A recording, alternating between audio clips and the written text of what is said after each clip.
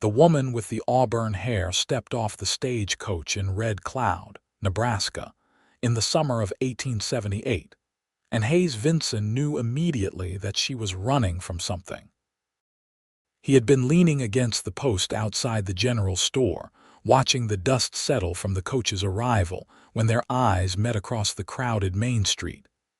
She carried only one small carpet bag, and her dress, though modest and well-made, was travel-worn. But it was the look in her green eyes that caught his attention. A mixture of determination and fear, hope and resignation, all battling for dominance in a face too young to have seen so much. Hayes was 26 years old and had worked the cattle ranches around Red Cloud since he was barely old enough to sit a horse properly. He had sun-weathered skin, dark brown hair that curled at his collar, and the kind of quiet strength that came from years of honest work under the wide Nebraska sky. He was not a man given to flights of fancy, but something about this woman made him straighten up and take notice. She glanced around the street with those wary eyes, taking in the saloon, the hotel, the general store, the blacksmith's forge sending up sparks in the afternoon heat.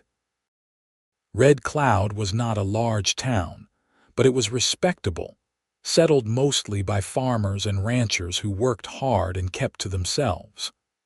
The wildness of the frontier had mostly passed this area by, leaving behind a community trying to build something lasting.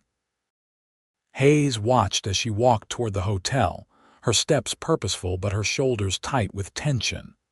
Without quite knowing why, he found himself following at a discreet distance. He told himself it was simple courtesy, making sure a woman traveling alone made it safely to her destination. But deep down, he knew it was more than that. Something about her had sparked his curiosity and something deeper, something he had not felt in a long time.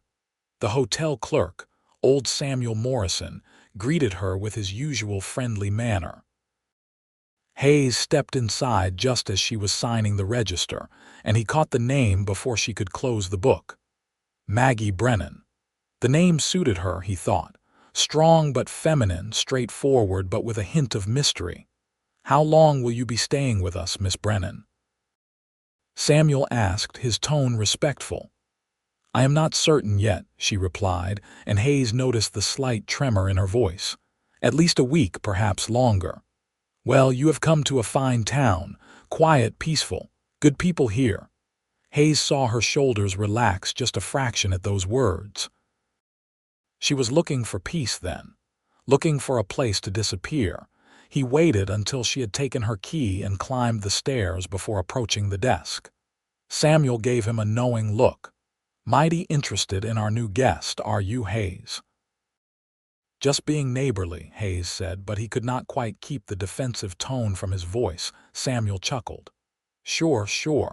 Well, she seems like a nice young lady. Pretty too, if you do not mind me saying. Could use more settlers like her in town. Young, capable, maybe looking to start fresh." Start fresh. Those words stuck with Hayes as he left the hotel and returned to his work. Everyone came west for a reason, and starting fresh was as common a reason as any. He had no right to pry into her business, no claim on her attention. But as he rode back out to the ranch where he worked, managing cattle for old Tom Henderson, he could not get those green eyes out of his mind. Maggie Brennan stood at the window of her small hotel room, watching the street below as the afternoon faded into evening. Her hands were shaking, and she pressed them flat against the windowsill to steady herself. She had made it. 3 weeks of travel, constantly looking over her shoulder, jumping at every unexpected sound, and she had finally made it to a place where no one knew her name or her past. At 23, she felt decades older. The things she had seen, the things she had done, they weighed on her like stones in her pockets, dragging her down. But she was determined to rise above them, to prove that she was more than the sum of her mistakes. It had started innocently enough, or so she had told herself at the time. She had been 18, orphaned, and desperate for work in St. Louis. When Marcus Grayson had offered her a job keeping books for his import business, she had jumped at the chance. He was handsome, charming, and he treated her with a kindness she had not experienced since her parents died. She had fallen for him quickly, blindly, ignoring the signs that something was wrong with his business dealings.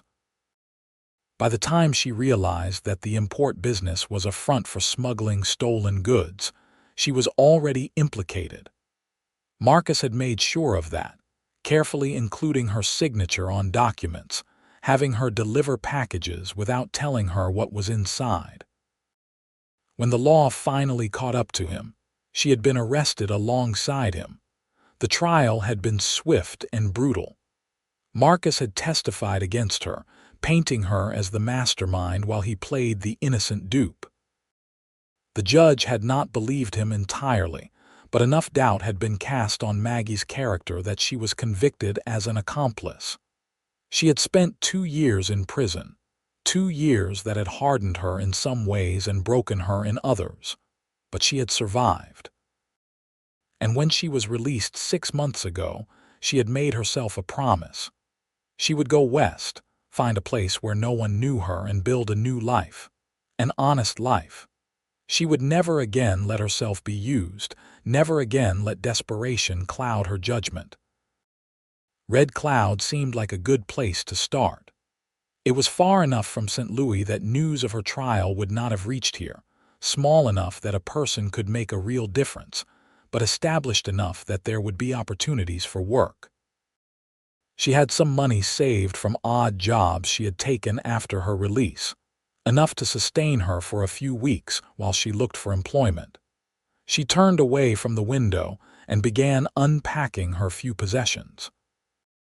A change of clothes, some basic toiletries, a worn Bible that had been her mother's and tucked at the very bottom of the bag, the court documents that proved she had served her time.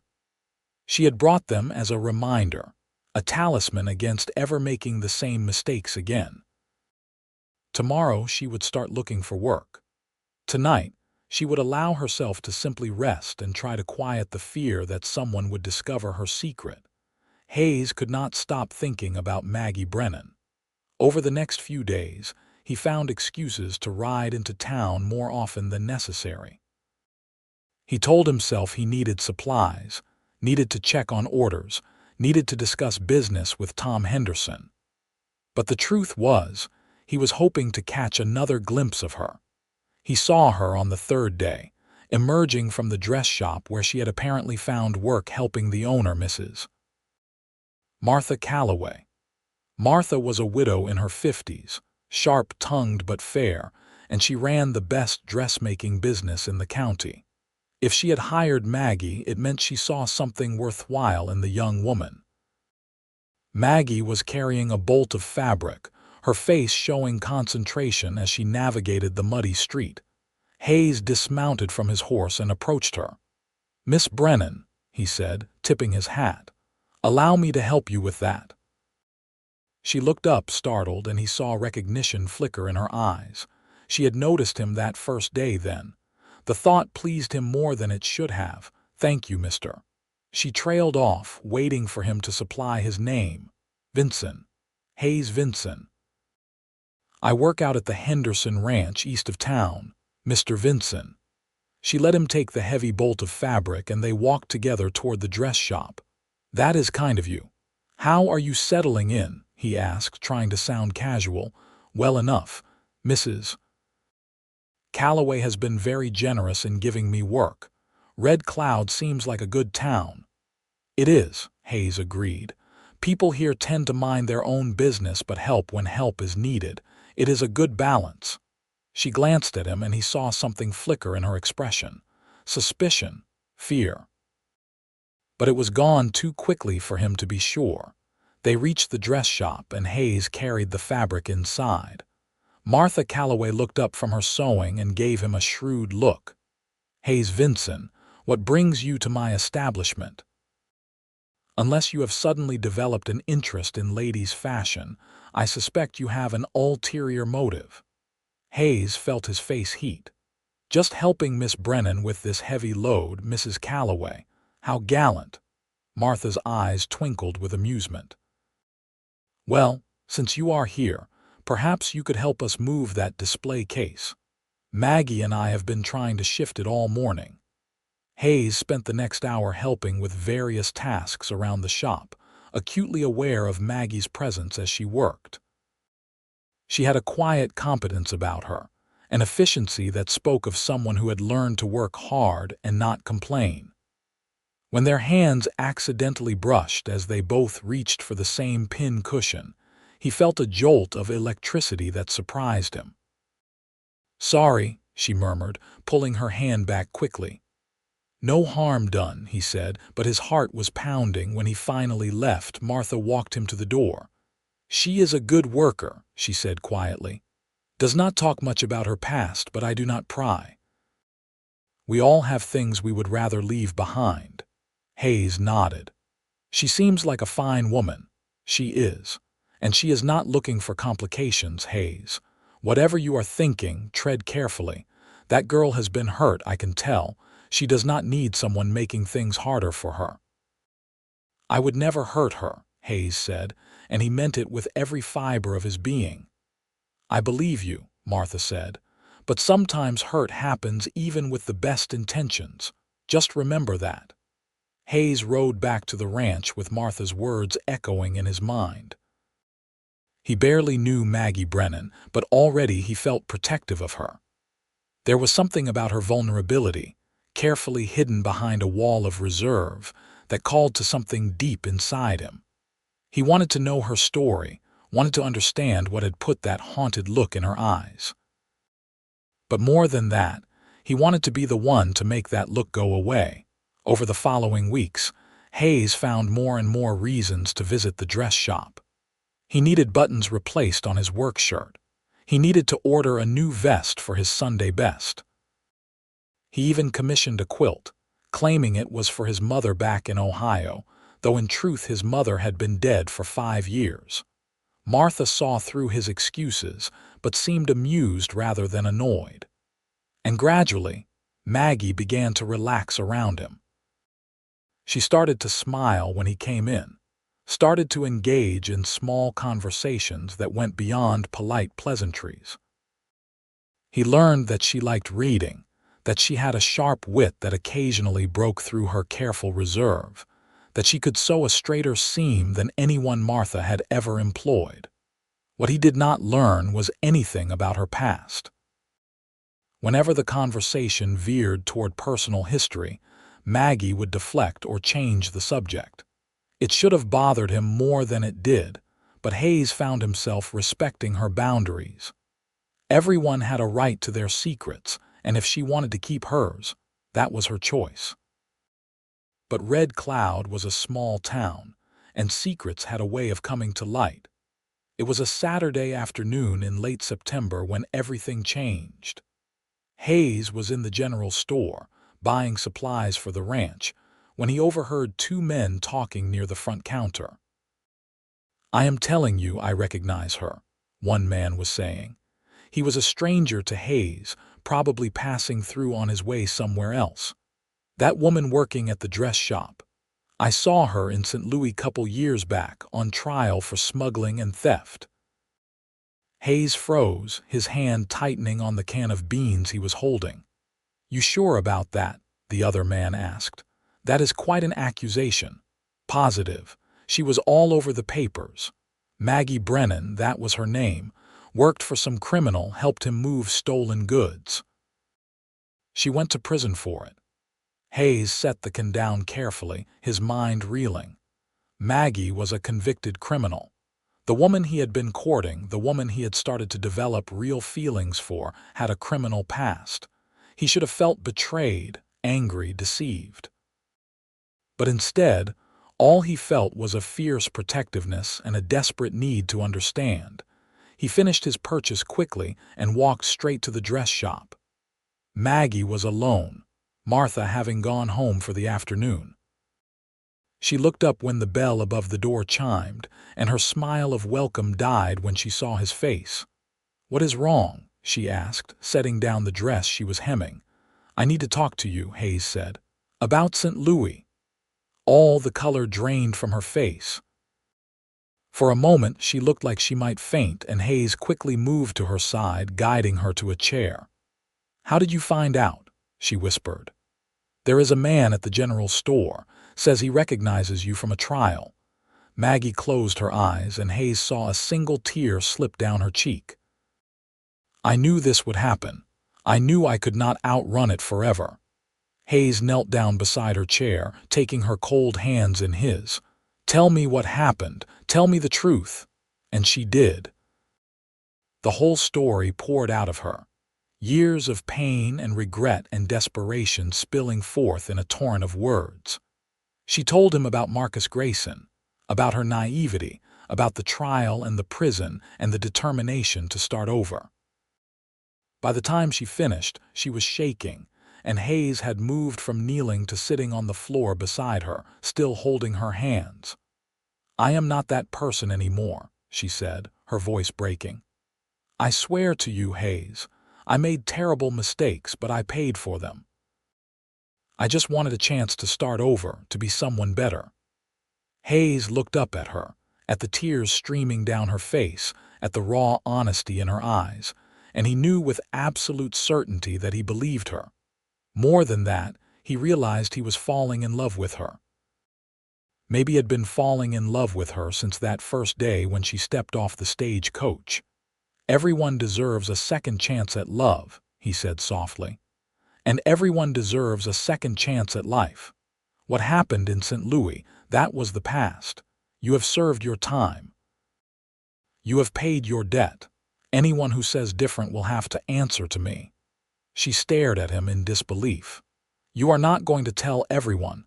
You are not disgusted by what I did." "What I am disgusted by is a system that put a desperate young woman in prison while the man who used her got away with a lighter sentence," Hayes said, his voice hardening. "What I am disgusted by is a world where people are judged forever by their worst moments instead of being allowed to grow and change. But you, Maggie Brennan, I could never be disgusted by you." "Why?" she asked, searching his face. "Why would you defend me? You barely know me." "I know enough," Hayes said. "I know you work harder than anyone I have ever met. I know you are kind to the children who come into the shop with their mothers. I know you slip coins to the beggar who sits outside the saloon, even though you barely have 2 nickels to rub together yourself. I know that when you think no one is looking, you have the saddest smile I have ever seen, like you are afraid to let yourself be happy. And I know that I want to be the reason you smile for real." Fresh tears spilled down her cheeks, but this time they were different. Not tears of fear or shame, but something else, something like hope. "I do not deserve your kindness," she whispered. "That is not for you to decide," Hayes said firmly. He stood up, gently pulling her to her feet. "Now we need to figure out how to handle this. That man at the general store, he will talk. By tomorrow, everyone in town will know." Maggie's brief moment of hope crumbled. "Then I need to leave, tonight, before there is trouble." "No." Hayes's voice was firm. "You are not running anymore. We face this together." "Hayes, you do not understand. If people know, they will not want me here. They will drive me out and they will punish anyone who associates with me. I will not let you sacrifice your reputation for me." "My reputation can handle it," Hayes said. "Besides, I have a plan." His plan was simple but risky. He would call a town meeting and tell Maggie's story himself, before rumors and gossip could twist the truth beyond recognition. He would vouch for her character and ask the town to give her the same second chance that all of them had been given when they came west. Maggie was terrified, but she agreed. That evening, Hayes went around to the key members of the community, the people whose opinions mattered. Tom Henderson, his employer, Martha Calloway, Samuel Morrison from the hotel, the pastor, Reverend Matthews, the sheriff, Jack Thornton. He told each of them the truth about Maggie's past and asked them to keep an open mind. The response was mixed. Tom Henderson, a practical man who believed in judging people by their actions, agreed to support her. Martha Calloway, who had grown fond of Maggie, was firmly in her corner. Reverend Matthews spoke about redemption and forgiveness, which Hayes took as a good sign. But Sheriff Thornton was skeptical, and Samuel Morrison was noncommittal. The town meeting was held 2 days later in the church, the largest building in Red Cloud. It seemed like the entire population had turned out, drawn by curiosity and gossip. Maggie sat in the front row, her back straight and her face pale but composed. Hayes stood at the front, feeling the weight of every eye upon him. "Thank you all for coming," he began, his voice steady despite his nerves. "I have called this meeting because there have been rumors circulating about Miss Maggie Brennan, and I believe she deserves the chance to address them directly, with honesty and dignity." A murmur ran through the crowd. Hayes pressed on. 5 years ago, Maggie made some mistakes. She was young, orphaned, and desperate for work. She fell in with a man who took advantage of her circumstances and her trust. She was convicted as an accomplice to his crimes and served 2 years in prison. She has paid her debt to society, and she came here to start over to build an honest life. The murmur grew louder. Hayes raised his voice slightly. "I am asking this community to give her a second chance, not because she deserves it, though I believe she does, but because that is what we do here in Red Cloud. We help people start over. How many of us came west to escape something, to leave behind mistakes or losses or circumstances we could not control? Why should Maggie be denied the same opportunity we all received?" He paused, letting his words sink in. Then Maggie stood up and the room fell silent. "I do not expect your forgiveness," she said, her voice quiet but clear. "I do not expect you to forget what I did, but I am asking you to judge me by who I am now, not who I was then. I have worked hard since coming here. I have tried to be a good neighbor, a good employee, a good member of this community. If you decide that my past makes that impossible, I will leave quietly. But I hope you will give me a chance to prove that I have changed." For a long moment, no one spoke. Then Tom Henderson stood up. "I have known Hayes Vinson for 8 years, he said, his gravelly voice carrying through the room. "He is the most honest, hard-working, decent man I have ever employed. If he believes in Miss Brennan's character, that is good enough for me. I say we let her stay." Martha Calloway stood next. "Maggie has worked for me for 6 weeks now. She is punctual, skilled, and honest. She has never given me a moment's concern. I vote to let her stay." Slowly, others began to stand. The blacksmith, the owner of the general store, a farmer, and his wife. But there were also people who remained seated, their faces hard and unforgiving. The man who had recognized Maggie stood up, his expression angry. "This is ridiculous," he said. "She is a criminal. How do we know she will not steal from us? How do we know this is not all an act?" Sheriff Thornton stood up and everyone turned to look at him. His opinion would carry significant weight. "I understand the concern," he said slowly. "And I took the liberty of sending a telegram to St. Louis asking about Miss Brennan's case. The response came back yesterday. She was convicted as an accomplice, not a ringleader. She cooperated with authorities after her arrest and was considered a model prisoner. She served her full sentence and was released with no conditions. According to the law, she has paid her debt." He paused, looking directly at Maggie. "Now, the law is one thing. Community trust is another. But I will say this. I believe in second chances. I believe people can change. And I believe we should judge Miss Brennan by her actions here in Red Cloud, not by her past mistakes. Anyone who wants to make trouble for her will answer to me." The tension in the room shifted. Not everyone was convinced. Hayes could see that. but enough people were willing to give Maggie a chance that the opposition quieted down. Reverend Matthews closed the meeting with a prayer about forgiveness and redemption, and slowly people began to file out. Maggie stood frozen, tears streaming down her face. Hayes went to her immediately, taking her in his arms despite the fact that half the town was watching. "You are staying," he said simply.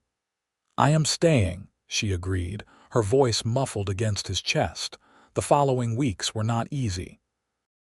There were people who refused to shop at the dress shop as long as Maggie worked there. There were whispers and pointed looks when she walked down the street.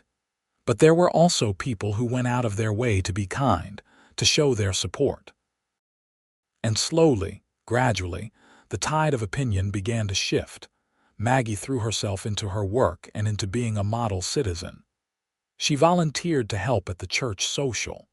She organized a sewing circle for the young girls in town, teaching them skills that could help them earn a living.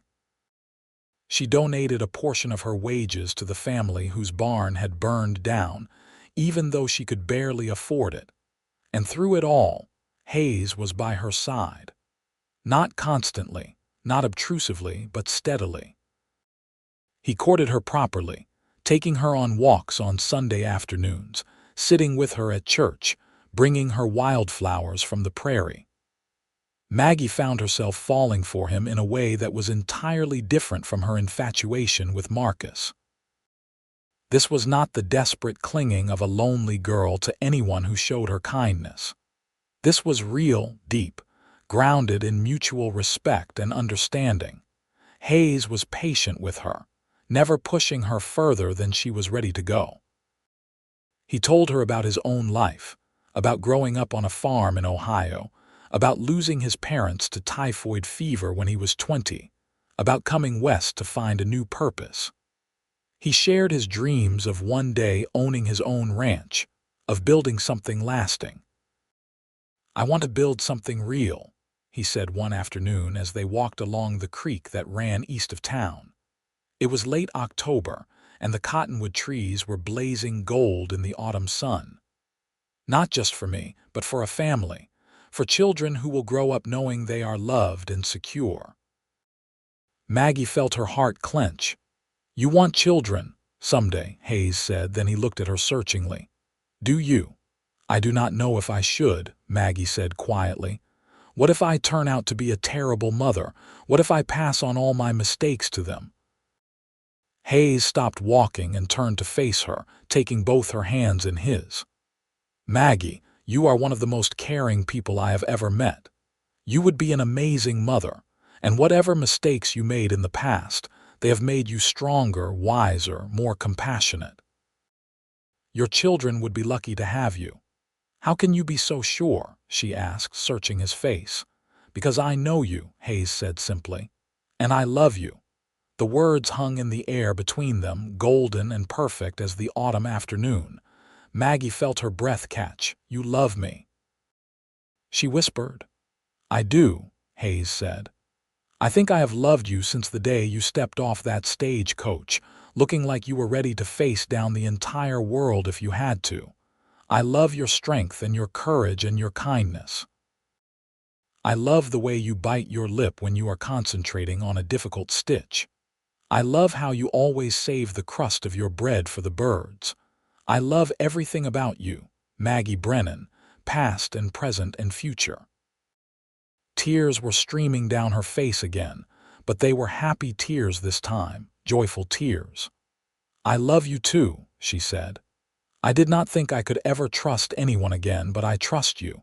I did not think I deserved to be loved, but you make me believe I might." Hayes pulled her into his arms and kissed her, gentle and reverent like she was something precious and fragile. Maggie kissed him back, pouring 5 years of loneliness and fear and hope into that kiss. When they finally pulled apart, both were breathless and smiling. "Marry me," Hayes said. It was not a question but a statement, a declaration of intent. "Marry me and build a life with me. We will get our own ranch, raise our children, grow old together. I promise I will spend every day trying to make you happy." "Yes," Maggie said without hesitation. Yes, yes, 1,000 times yes. They were married on a crisp November day in Reverend Matthew's church. Martha Calloway made Maggie's dress, a beautiful creation of cream-colored silk with delicate lace at the collar and cuffs. Tom Henderson stood up as Hayes's best man, and Martha served as Maggie's matron of honor. The church was full, and if there were still some people in town who disapproved of the match, they had the grace not to show up and make trouble.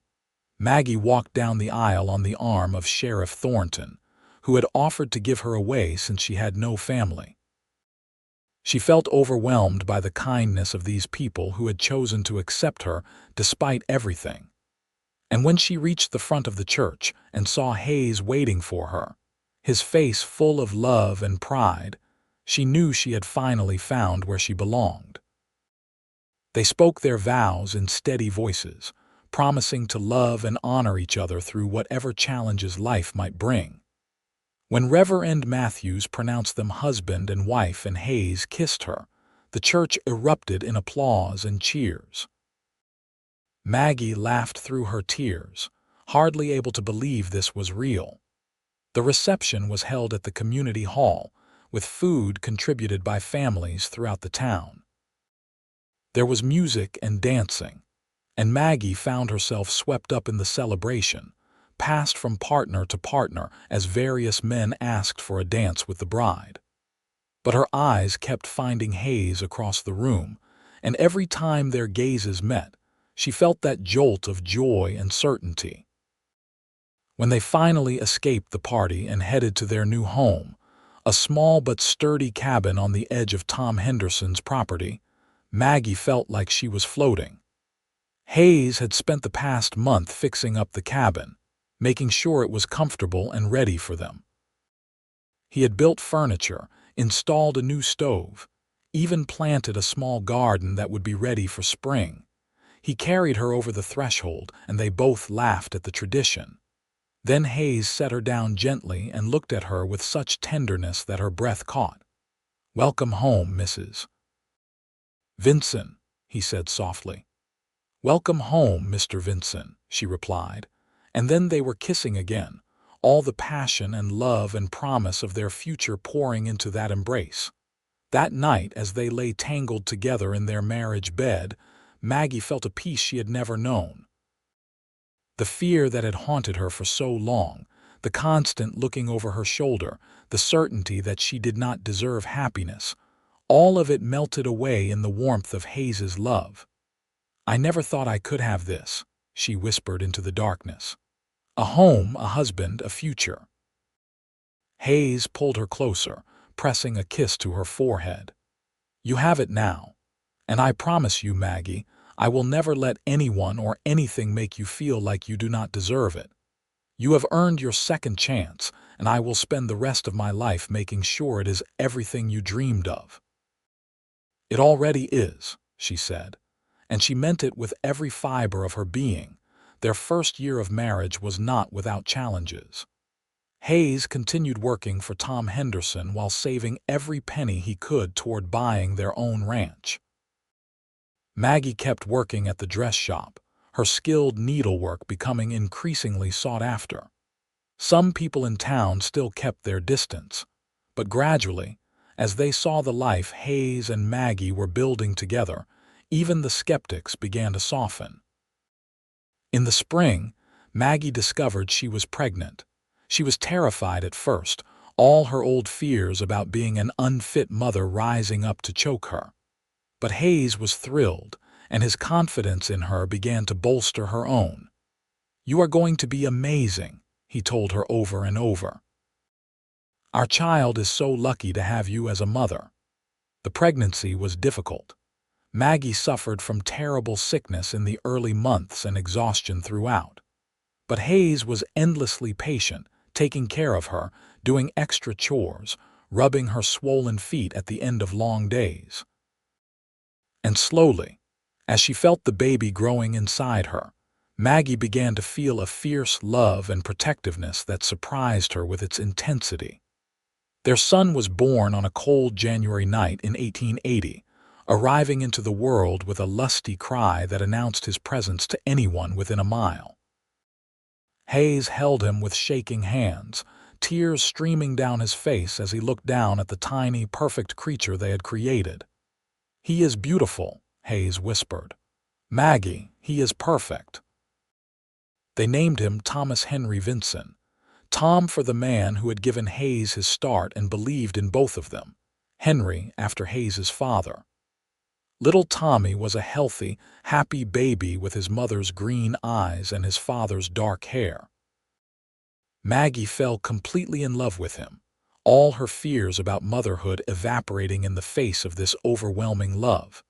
The town rallied around them, as small towns do when a baby is born. Women brought food and hand-me-down baby clothes. Men stopped by to congratulate Hayes and offer advice. Even some of the people who had been most opposed to Maggie's presence in Red Cloud softened when they saw her with her baby, saw the pure, uncomplicated love in her eyes. Life settled into a rhythm.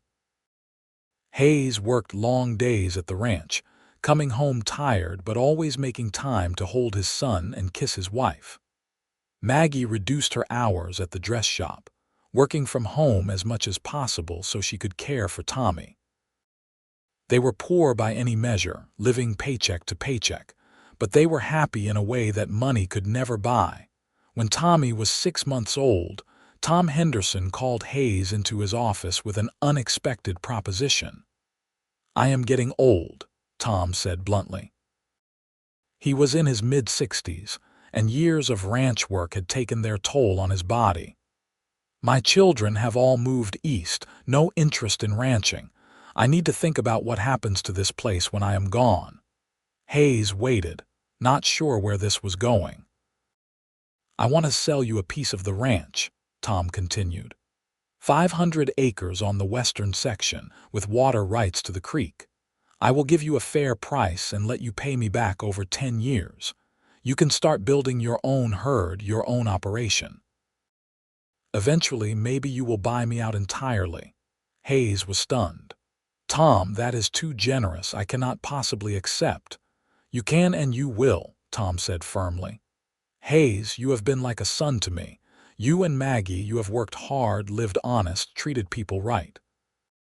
You deserve this chance. Besides, it is not charity. I expect full payment with interest.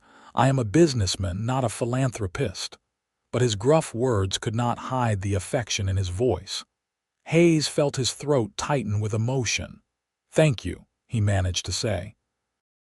"Tom, I do not know how to thank you." "You can thank me by building something good," Tom said. "By raising that boy of yours right and any other children you might have. By proving that second chances work."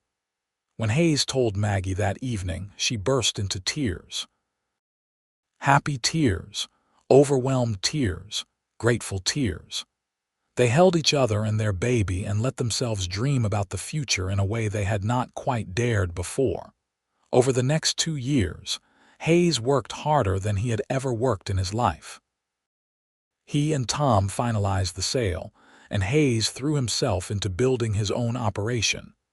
He bought a small herd of cattle, built fences, improved the land. Maggie continued her sewing, taking on as much work as she could manage while caring for Tommy. Every penny they earned went toward paying off their debt to Tom and building their future.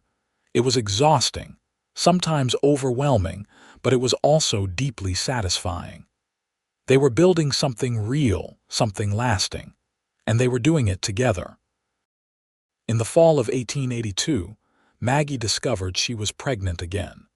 This time, the pregnancy was easier, perhaps because she was not carrying the same fear and doubt. Their daughter was born the following spring, a tiny, perfect little girl with Hayes's brown eyes and Maggie's auburn hair. They named her Sarah Marie, and Tommy, now 3 years old, was entranced by his baby sister. Life continued to evolve.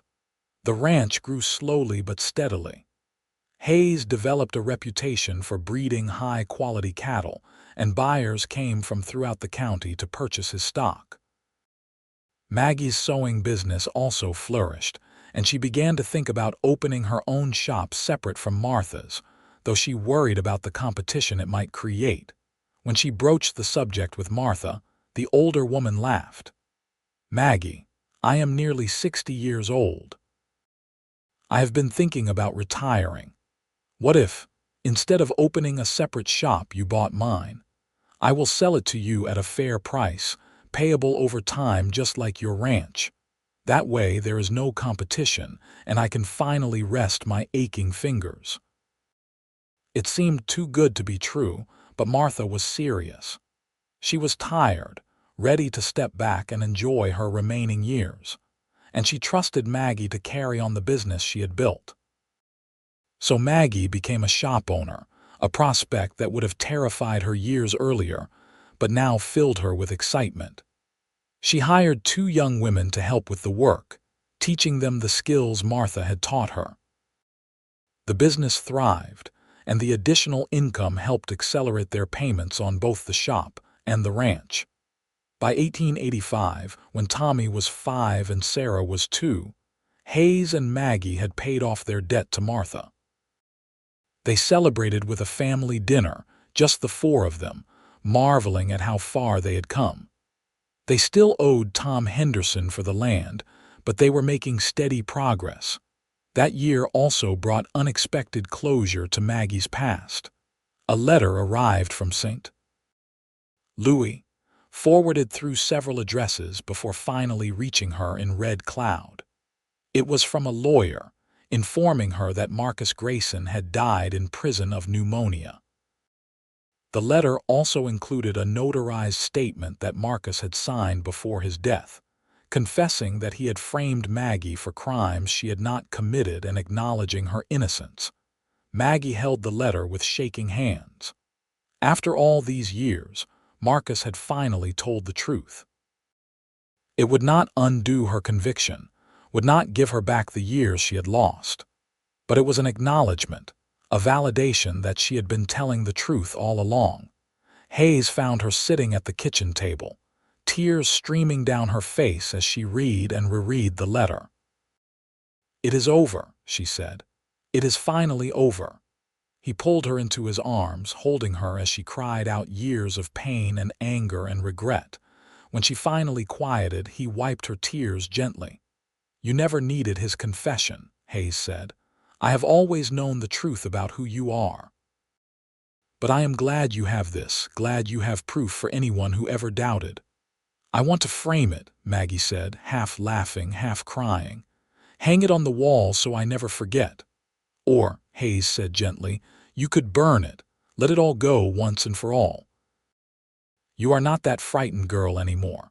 You are Maggie Vinson, successful businesswoman, loving mother, beloved wife. You do not need a piece of paper to prove your worth." Maggie thought about it for a long moment. Then she carried the letter to the stove and dropped it into the flames. They watched it together as the paper curled and blackened and turned to ash. "Now it is over," Maggie said. Life in Red Cloud continued to be good to them. In 1887, Maggie gave birth to their 3rd child, another boy they named James Robert. Tommy, now 7, and Sarah, now 4, were thrilled to have a baby brother. The house was full of noise and laughter and the beautiful chaos of a growing family. Tom Henderson finally retired fully in 1888, selling Hayes the remainder of the ranch at a price so low it was almost a gift. Hayes protested, but Tom was adamant. "You have already paid me back more than I ever gave you," Tom said. "You have lived well, raised your family right, been a credit to this community. That is payment enough." So at age 36, Hayes became the sole owner of a successful cattle ranch. It was not the largest operation in Nebraska, but it was profitable and well run, with a reputation for quality that stretched across several counties. He employed 3 full-time ranch hands and several seasonal workers, treating them all fairly and paying them well. Maggie's dress shop had also grown. She now employed 5 seamstresses and had customers coming from towns over 100 miles away. She specialized in wedding dresses and formal wear, creating beautiful garments that were talked about throughout the region. She had also begun mentoring young women who wanted to learn the trade, giving them the kind of chance she had once needed so desperately. In 1890, when Maggie was 35 and Hayes was 38, they received an unexpected honor. The town of Red Cloud decided to commission a new school, and they asked Maggie to serve on the building committee. It was a clear sign of how far she had come in the community's estimation, a recognition of the woman she had become. Maggie threw herself into the work, helping to design a school that would serve the growing population of children in the area. Tommy was now 10, already talking about wanting to be a rancher like his father.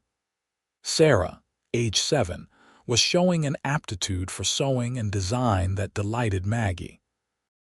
And little James, now 3, was a bundle of energy who kept everyone on their toes. The school was completed in the fall of 1891, a beautiful brick building with large windows and modern amenities. At the dedication ceremony, the mayor of Red Cloud gave a speech thanking all the committee members. When he got to Maggie, he paused. "Mrs. Vinson has been an integral part of this project," he said. "But more than that, she represents the best of what Red Cloud stands for. She came to our town looking for a second chance, and she has not only made the most of that chance, but has given back tenfold. She employs our young people, mentors our girls, contributes to every charity and community project. She is proof that we should never judge a person by their past, but rather by the content of their character and the quality of their actions." The crowd erupted in applause, and Maggie felt tears prick her eyes. Hayes, standing beside her, squeezed her hand. Tommy and Sarah, sitting in the front row, beamed with pride. This was her life now. Not the mistakes of her youth, not the years in prison, but this. A family, a community, a place where she belonged. That evening, after the children were in bed, Hayes and Maggie sat on the porch of their ranch house, watching the sun set over the prairie. The house had grown over the years, additions and improvements reflecting their growing prosperity. But it still felt like home, warm and welcoming and full of love. "You ever think about St. Louis?" Hayes asked quietly. "Sometimes," Maggie admitted. "Not with regret exactly, more like remembering a story I once read about someone else. That person I was then, she feels so distant now." "You have come so far," Hayes said. "I am so proud of you, Maggie." "We have come so far," she corrected. "I could not have done any of this without you. You believed in me when I did not believe in myself. You gave me the courage to try again, to hope again." Hayes pulled her close, and they sat in comfortable silence as the sky darkened and the stars came out. After 20 years together, they had learned the value of these quiet moments, the simple pleasure of being together. "I love you," Maggie said softly. "I know I tell you that every day, but I need you to know. You saved my life, Hayes, not just from poverty or loneliness, but from the prison I had built in my own mind. You showed me that I deserved love, that I deserved happiness. You gave me a second chance at life." "Everyone deserves a second chance at love," Hayes said, echoing the words he had spoken so many years ago. "And you have given me so much more than I ever gave you. You have given me a family, a home, a purpose. You have made me the luckiest man alive." They kissed, soft and sweet, a kiss that still held all the passion and promise of their wedding day but was now deepened by years of shared experiences, challenges overcome, and love that had only grown stronger with time. The years continued to pass, each one bringing its own joys and challenges. In 1893, Tommy turned 13 and began working more seriously on the ranch, learning the business from his father. He was a serious boy, hardworking and responsible, with a natural talent for working with cattle. Hayes saw himself in his son and felt a deep satisfaction knowing that what he had built would continue into the next generation. Sarah, now 10, had become Maggie's shadow at the dress shop. She had inherited her mother's eye for design and her deft hand with a needle. Maggie began teaching her more advanced techniques, and Sarah soaked up every lesson like a sponge. She talked about expanding the business someday, maybe opening additional shops in other towns. James, the baby of the family at age 6, was the wildest of their children. He was fearless and adventurous, always getting into scrapes that left Maggie simultaneously exasperated and amused. But he had a kind heart and a quick wit, and he could make anyone laugh. In 1895, Maggie received another letter from St. Louis, this one from a journalist writing a series of articles about criminal justice reform. He had uncovered Marcus Grayson's deathbed confession and wanted to interview Maggie about her experiences. The letter was respectful, asking for her cooperation but making it clear he would respect her privacy if she declined. Maggie showed the letter to Hayes, unsure what to do. Part of her wanted to refuse, to keep her past firmly in the past. But another part wondered if sharing her story might help other people in similar situations. "It is your choice," Hayes said. "Whatever you decide, I support you." After much thought, Maggie agreed to the interview, but only if it could be done by mail, not in person. She did not want to return to St. Louis, did not want to dredge up those memories more than necessary. Over the course of several months, she corresponded with the journalist, telling her story in her own words. The article was published in early 1896 in a major St. Louis newspaper. It was fair and compassionate, painting Maggie as a victim of circumstance who had paid dearly for minor crimes while the true criminal had manipulated the justice system. It talked about her successful life in Nebraska, her contributions to her community, her thriving family. The article concluded by questioning whether justice had truly been served by imprisoning a young woman for being naive and desperate. The article was reprinted in several other newspapers, and suddenly, Maggie found herself receiving letters from across the country. Some were from other women who had been in similar situations, thanking her for speaking out. Some were from reformers, asking if she would testify before state legislatures about the need for criminal justice reform. Some were simply from people who wanted to tell her they admired her strength. It was overwhelming, but it was also validating. Maggie realized that by sharing her story, she might be able to help others avoid the mistakes she had made, or find hope if they were in similar circumstances. She began responding to letters, offering advice and encouragement. It became another way of giving back, of transforming her painful past into something meaningful. In 1898, a woman named Elizabeth Cartwright arrived in Red Cloud, sent by one of the reform organizations Maggie had been corresponding with. Elizabeth was 22, recently released from prison after serving 3 years for forgery. She had nowhere to go, no family, no prospects. The reformers had asked Maggie if she would be willing to help Elizabeth get on her feet, much as the people of Red Cloud had helped Maggie 20 years earlier. Maggie did not hesitate. She hired Elizabeth to work at the dress shop, arranged for her to rent a small room above the store, and began teaching her the skills she would need to build a new life. It felt like the circle was completing itself, like Maggie was paying forward the kindness she had received.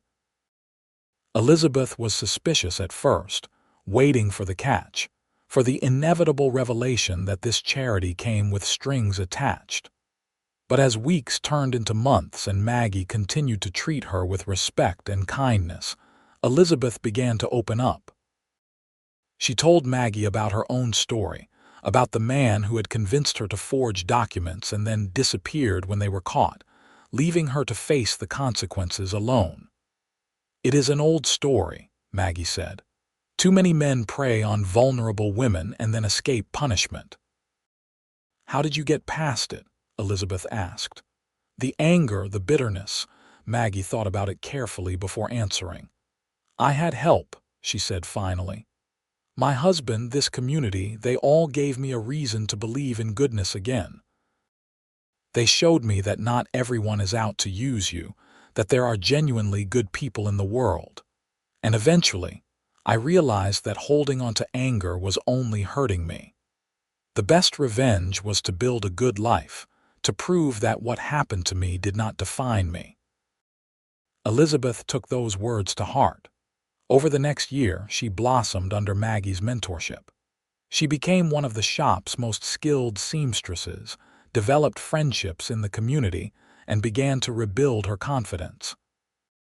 When she met a young farmer named Robert Clark and they began courting, Maggie felt a special joy watching another lost soul find their way to happiness. Tommy turned 18 in 1898, and Hayes officially made him a partner in the ranch. Father and son worked side by side, and Hayes felt a deep contentment knowing that his legacy was secure. Sarah, now 15, was running much of the day-to-day operations at the dress shop, freeing Maggie to focus on design work and mentoring. And James, age 11, was still trying to decide what he wanted to be, torn between following his father to the ranch or pursuing his love of books and learning. In the spring of 1899, Tom Henderson died peacefully in his sleep at the age of 79. The entire town turned out for his funeral, a testament to the respect and affection he had earned over his long life. Hayes delivered the eulogy, his voice breaking as he spoke about the man who had been a father figure to him, who had given him the chance to build the life he had. "Tom believed in second chances," Hayes said. "He believed that a person's worth was measured not by where they started, but by what they did with the opportunities they were given. He gave me such an opportunity, and I hope I have honored his faith in me. I hope all of us can carry forward his legacy of fairness, kindness, and seeing the potential in people." Maggie held his hand as he spoke, tears streaming down her face. Tom had believed in her too, had been one of the first people in Red Cloud to give her a chance. She would never forget that debt. Tom left his remaining property to Hayes in his will along with a letter.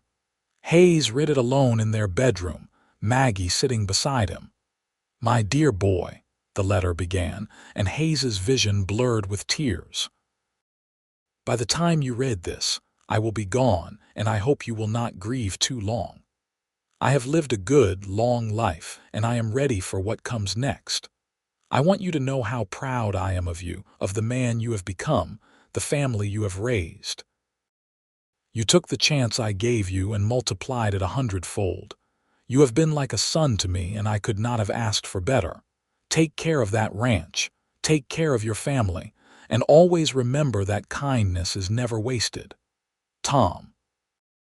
Hayes folded the letter carefully and held it to his chest. "I will miss him," he said, his voice thick with emotion. "I know," Maggie said softly. "We all will, but he left us with so much, not just property but wisdom, examples of how to live well. We will honor him by carrying those lessons forward." The turn of the century came and went, marked with celebrations throughout Red Cloud. As 1900 began, Hayes and Maggie found themselves reflecting on the journey that had brought them to this moment. Hayes was now 48, still strong and capable but beginning to feel the effects of decades of hard work. Maggie was 45, still beautiful to Hayes's eyes, her auburn hair now streaked with silver but her green eyes as bright as ever. Tommy was now 20, engaged to a sweet girl named Patricia Walker, whose family owned a ranch to the south. They were planning a spring wedding, and Maggie was designing Patricia's dress, a labor of love that reminded her of her own wedding day 21 years earlier. Sarah was 17, and to everyone's surprise, she had fallen in love with Elizabeth's younger brother, David Cartwright. He had arrived in Red Cloud the previous year, drawn by Elizabeth's letters about her new life. He was a good young man, hardworking and honest, and Sarah was clearly smitten. Maggie and Hayes had given their tentative blessing to the courtship, though they had agreed Sarah should wait until she was at least 18 before any engagement. James was 13, finally settling into his studies and showing a real aptitude for numbers and business. Hayes suspected his youngest son might not be a rancher but perhaps a banker or merchant, and he was fine with that. Each of his children should follow their own path. In the summer of 1901, Tommy and Patricia were married in a beautiful ceremony that seemed to involve half the county. Maggie watched her eldest son stand at the altar and exchange vows with his bride, and she felt her heart might burst with pride and joy. This was her son, this good, honorable young man who had never known the hunger or desperation or fear that had marked her own youth. She and Hayes had given him that, had created a stable, loving home where he could grow up confident and secure.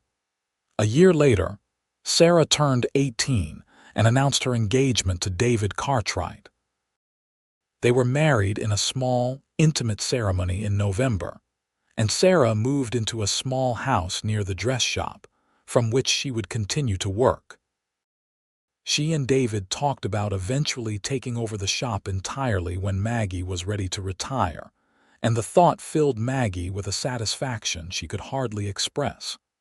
Her daughter would carry on what she had built. In 1903, Tommy and Patricia welcomed their first child, a daughter they named Margaret Elizabeth, after both her grandmothers. Maggie held her first grandchild and felt a wave of emotion so powerful it nearly knocked her over. This tiny baby represented everything she had fought for, everything she had built. This child would grow up loved and safe, would never know the desperation that had driven her grandmother to make terrible choices. "Look what we made," Hayes whispered, standing beside her as she held the baby. "Look at this beautiful family." "I never imagined this," Maggie said, tears streaming down her face. "When I stepped off that stagecoach 25 years ago, I was so afraid, so certain that I would never have anything good in my life. And now look at all of this." Hayes wrapped his arms around her and the baby both, and they stood there together, 3 generations bound by love and hope and the promise of a better future. James graduated from high school in 1904 and announced his intention to attend business college in Lincoln. Hayes and Maggie supported his decision, proud of his ambition and intelligence. They would miss him terribly, but they wanted all their children to pursue their dreams. Life continued in its sweet rhythm. Hayes and Tommy ran the ranch together, with Tommy increasingly taking on the leadership role as Hayes began to slow down. Sarah ran the dress shop with the same dedication and skill Maggie had shown, and she was already training her own apprentices. James excelled at college and sent long, enthusiastic letters home about everything he was learning. By 1906, Maggie and Hayes had 3 grandchildren: Tommy and Patricia's daughters Margaret and Lucy, and Sarah and David's son Henry. The ranch house was always full of noise and laughter when the grandchildren visited, and Maggie loved every chaotic minute of it. Elizabeth Cartwright, whose arrival in Red Cloud had mirrored Maggie's own so many years earlier, had married Robert Clark in 1900. They had a small farm and 2 children, and Elizabeth often said that she owed everything good in her life to Maggie's willingness to give her a chance. Maggie always demurred, but privately she was glad she had been able to pay forward the kindness she had received. In the spring of 1907, Hayes and Maggie celebrated their 26th wedding anniversary. They were both in their 50s now, no longer young but not yet old, with silver in their hair and lines on their faces that spoke of years of laughter and hard work and love. They went for a walk along the creek, just as they had on so many Sunday afternoons over the years. "You remember the day I first told you about my past?" Maggie asked, holding Hayes's hand as they walked. "Of course," Hayes said. "I remember being terrified that you would run, that I would lose you before I ever really had you. And I remember being certain you would reject me," Maggie said. "I could not believe it when you said everyone deserves a second chance at love. Those words changed my life, Hayes." "You changed mine," Hayes said. "Before I met you, I was just going through the motions. Work, sleep, work again. You gave me a reason to dream, a reason to build something bigger than myself." They stopped walking and stood looking out over the prairie, at the grass rippling in the wind like waves on an ocean. This land had been good to them, had given them everything they needed to build their life together. "If I could go back," Maggie said slowly, "and tell that frightened girl stepping off the stage coach what the future held, she would not believe me. She would not believe that she could be this happy, this loved, this fulfilled." "Then it is good we cannot see the future," Hayes said.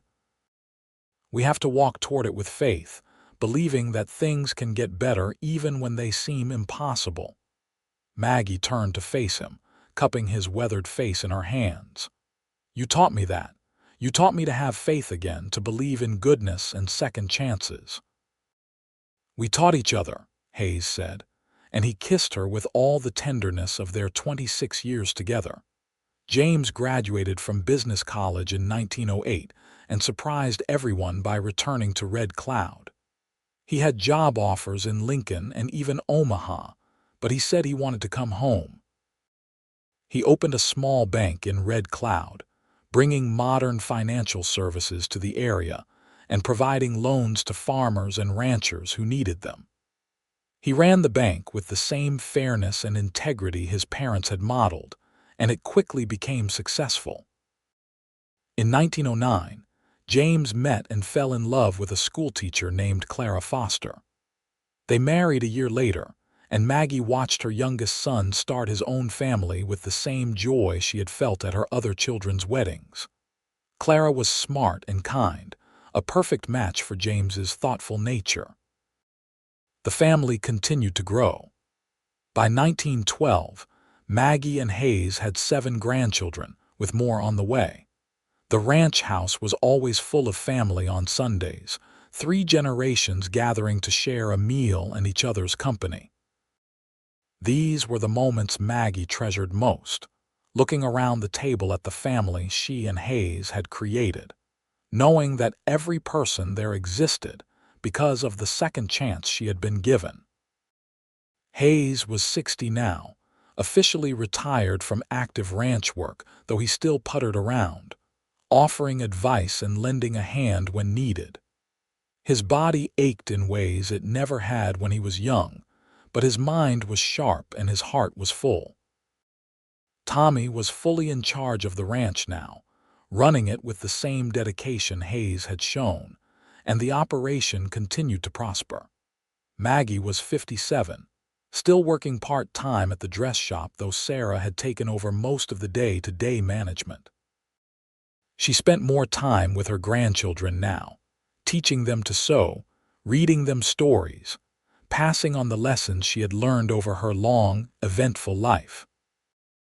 She told them edited versions of her own story, cautionary tales about trusting the wrong people and making mistakes, but also stories about redemption and second chances. In the fall of 1913, Red Cloud held a celebration for its 50th anniversary as an incorporated town. As part of the festivities, they honored several longtime residents who had made significant contributions to the community. Hayes and Maggie were both recognized. Hayes for his success as a rancher and employer, Maggie for her business acumen and mentorship of young women.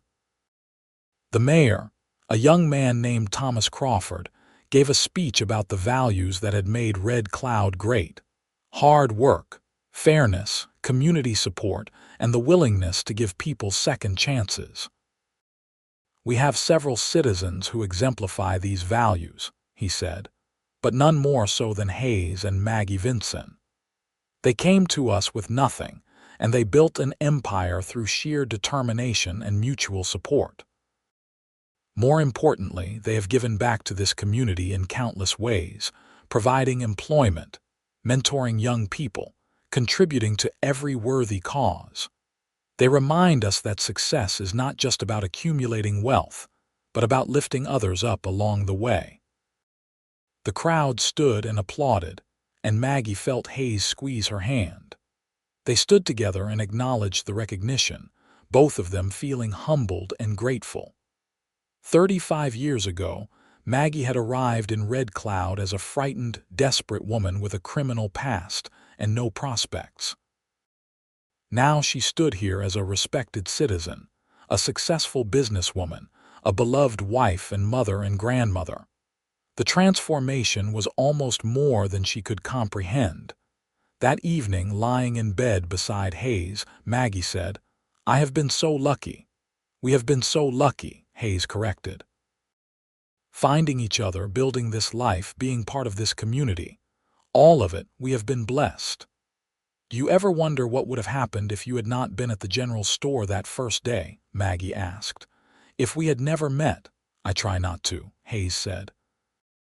"It is too terrible to imagine. You are the best thing that ever happened to me, Maggie Vinson. You always have been, from that very first day." They fell asleep in each other's arms as they had done for 32 years, secure in the knowledge that they had built something that would last. The years continued their steady march forward. The ranch prospered under Tommy's management, and his 3 daughters were growing into capable young women who could ride and rope as well as any man. Sarah and David had 4 children now, and Sarah was training her oldest daughter in the dressmaking business, passing skills to the 3rd generation. James's bank had expanded to include a branch in a neighboring town, and he and Clara had 2 sons who showed early signs of inheriting their father's head for numbers. Hayes's health began to decline in 1916.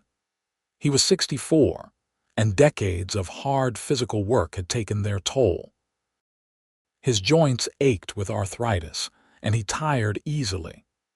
But he remained mentally sharp and engaged with the family business, offering advice and wisdom even when he could not physically help with the work. Maggie, at 61, was healthier but slowing down as well. She had retired from the dress shop entirely, leaving it in Sarah's capable hands. She spent her days tending her garden, visiting with her grandchildren, and caring for Hayes. They had been married for 35 years, and she could not imagine life without him. But as 1917 began, Hayes's health took a turn for the worse. He developed a persistent cough that would not go away, and by spring it was clear he was seriously ill. The doctor diagnosed pneumonia, and despite their best efforts, Hayes's condition gradually deteriorated. As summer arrived and Hayes grew weaker, the family rallied around him. Tommy, Sarah, and James all came to the ranch house, bringing their spouses and children. The house was full, just as Hayes had always liked it, full of the love and life he had worked so hard to create. On a warm evening in late June, Hayes called Maggie to his bedside. The rest of the family gave them privacy, and Maggie sat holding his hand, fighting back tears. "Do not cry," Hayes said weakly. "We have had a good life, Maggie, the best life." "I do not want to lose you," she said, tears streaming down her face despite his request. "You are everything to me, Hayes." "And you are everything to me," he said. "But it is time, my love. I am tired and I am ready to rest." "I cannot do this without you," Maggie whispered. "Yes, you can," Hayes said firmly, squeezing her hand with what little strength he had left. "You are the strongest person I know. You survived things that would have broken most people, and you turned those experiences into wisdom and compassion. You will go on because that is what you do. You survive, and you help others survive. I love you, Maggie said. I have loved you since the moment you said everyone deserves a second chance at love. You gave me that chance, and you made every day of the last 36 years worthwhile. I love you too, Hayes said. You made me the luckiest man alive. Promise me something, Maggie. Anything, she said. Promise me you will keep helping people, keep giving second chances. There are so many people out there who need what you can offer, who need someone to believe in them the way I believed in you. I promise, Maggie said, and she meant it with her whole heart.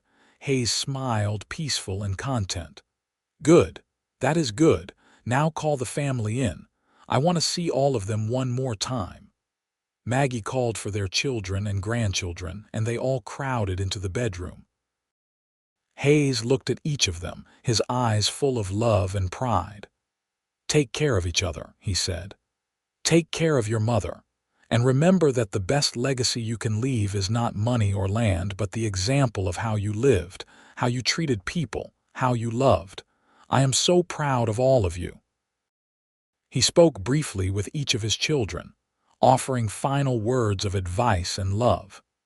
Then, as the sun was setting, painting the sky in shades of gold and pink, Hayes closed his eyes and took his last breath, surrounded by everyone he loved most in the world. Maggie held him as he died, feeling a part of her own heartbreak. The man who had saved her, who had loved her, who had given her everything good in her life, was gone. The grief was overwhelming, a physical pain that seemed to consume her. But even through the grief, she felt something else. Gratitude. She had been blessed beyond measure to spend 36 years with this good, kind, honorable man. Many people lived their entire lives without experiencing the kind of love she and Hayes had shared. She would mourn him. She would miss him every day for the rest of her life. But she would also celebrate what they had built together. Hayes was buried in the Red Cloud Cemetery on a hill overlooking the prairie he had loved. Half the town turned out for the funeral, a testament to the respect and affection he had earned. Maggie stood at his graveside, flanked by her children and grandchildren, and watched as they lowered him into the ground. She felt their love supporting her, holding her up when she wanted to collapse. In the weeks that followed, Maggie learned to navigate life without Hayes. It was hard, harder than anything she had ever done, including surviving prison. But she had made him a promise, and she intended to keep it. She would go on. She would continue helping people. She would make sure his legacy lived on. Tommy took over full ownership of the ranch, and he ran it with the same values his father had instilled in him. Sarah's dress shop continued to thrive, now with 2 locations and a reputation that extended throughout Nebraska. James's bank was a cornerstone of the community, providing fair and honest financial services. Each of Hayes's children carried on his legacy in their own way, proving that his influence would extend far beyond his lifetime.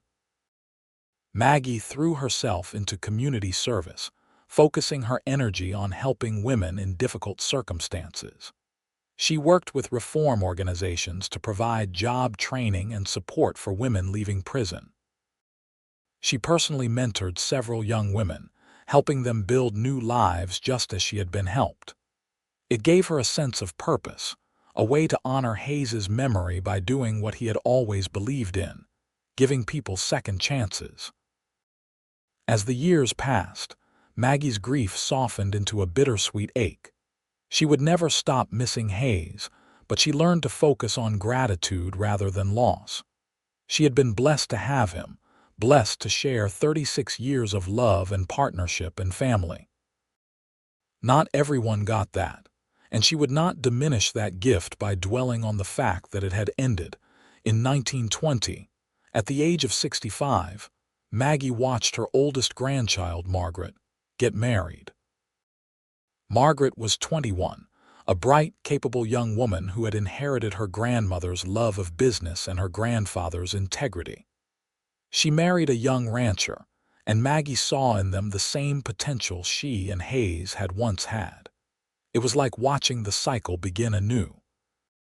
Maggie lived to see most of her grandchildren grown and starting families of their own. She lived to see the ranch expand further, the dress shop open a third location, the bank become a regional institution. She lived to see the town of Red Cloud transform from a frontier settlement into a thriving community with schools and churches and businesses that attracted people from throughout the region. In 1925, at the age of 70, Maggie gathered her children and grandchildren for a family reunion. There were now over 30 people in attendance, all descended from her union with Hayes. She looked around at all those faces, at the life and love and hope represented there, and she felt overwhelmed with gratitude. That evening she told them her story, the whole story, holding nothing back. She told them about St. Louis and Marcus Grayson and the trial and prison. She told them about arriving in Red Cloud terrified and desperate. She told them about Hayes, about his kindness and faith and unwavering belief in second chances. Some of them had heard parts of the story before, but this was the first time she laid it all out completely. "I am telling you this," she said, "because I want you to understand that your lives could have been very different. If the people of Red Cloud had not given me a chance, if your grandfather had not believed in me, none of you would be here. I want you to remember that when you encounter people who have made mistakes, people who are struggling, people who need help. Everyone deserves a second chance. Your grandfather taught me that, and it changed everything." Her oldest grandson, also named Hayes in honor of his grandfather, spoke up. "What happened to you was not fair, Grandma. You should never have been punished so harshly for what you did." "Perhaps not," Maggie agreed. "The justice system is not always just, but I have learned that bitterness over past injustices only poisons your present. I choose to focus on what came after, on the good that grew from those dark times. I became stronger, wiser, more compassionate because of what I endured. I learned to truly appreciate kindness because I had experienced cruelty. I learned to value honesty because I had seen the damage lies could do. Everything, good and bad, made me who I am today." "You are the strongest person I know," her daughter Sarah said, tears in her eyes. "You and Papa both. You taught us what real strength looks like, what real love looks like." Maggie looked at her children, all three of them now middle-aged with families of their own. Tommy was 53, still running the ranch with the same dedication Hayes had shown. Sarah was 50, managing a successful business and raising her children to be strong and capable. James was 45, a respected banker and community leader. They were all good people, all living lives of integrity and purpose. That was Hayes's legacy and hers. As Maggie aged into her 70s, she gradually slowed down. She no longer worked at all, spending her days in the ranch house Tommy and his family had insisted she continue living in. She tended her garden, read her books, and visited with the endless stream of children and grandchildren and great-grandchildren who came to see her. She was the matriarch of a thriving family, and she wore that role with grace and joy. On warm summer evenings, she would sit on the porch and look out over the prairie, remembering the life she had lived. She would think about that terrified young woman who had stepped off the stagecoach in 1878, and she would marvel at the journey that woman had taken. From St. Louis to prison to Red Cloud to this moment, surrounded by love and family and security. It had been a long, strange, beautiful journey. She would think about Hayes, too, not with the sharp pain of early grief, but with a warm, bittersweet love. She could almost feel him beside her on those evenings, could almost hear his voice saying, "Look what we built, Maggie. Look at this beautiful life." Maggie Vinson died peacefully in her sleep on a cool September night in 1930 at the age of 75. She was surrounded by family, just as Hayes had been, and her last words were, "I am coming, my love. Wait for me." Her funeral was attended by hundreds of people. The church could not hold them all, so people stood outside, listening to the service through open windows. The new mayor spoke about her contributions to the community. Her children spoke about her strength and love. Elizabeth Cartwright, now in her 50s, spoke about how Maggie had saved her life by giving her a second chance. Maggie Vinson believed in redemption, Elizabeth said, tears streaming down her face. She believed that people could change, could grow, could become better than their past mistakes. She lived that belief every single day. She took a girl that society had written off and gave her hope, gave her skills, gave her a future. "Everything I am, everything I have, I owe to her kindness. The world is darker without her light." Maggie was buried beside Hayes on the hill overlooking the prairie. Their headstones were simple but elegant. Reading: Hayes Vinson, 1852.